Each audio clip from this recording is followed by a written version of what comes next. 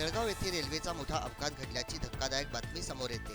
जळगावमध्ये रेल्वेने काही प्रवाशांना उडवल्याची घटना समोर आली आहे। माहितीनुसार पुष्पक एक्सप्रेसमधील बोगीत आग लागल्याची अफवा पसरल्याने घाबरून काही प्रवाशांनी रेल्वेतून उड्या मारल्या आणि याच वेळेस बंगळुरू एक्सप्रेस आल्याने अनेक प्रवाशांचा ट्रेनखाली चिरडून अपघात झाला। आतापर्यंत अंदाजे 13 प्रवाशांना या अपघातात मृत्यू झाल्याची बाब समोर आली आहे। दरम्यान मंत्री गिरीश महाजन यांच्यासह रेल्वे प्रशासनाचे सर्व वरिष्ठ अधिकारी घटनास्थळी पोहोचले असून जखमींना जळगाव सामान्य रुग्णालय येथे उपचारासाठी हलविण्यात आले आहे।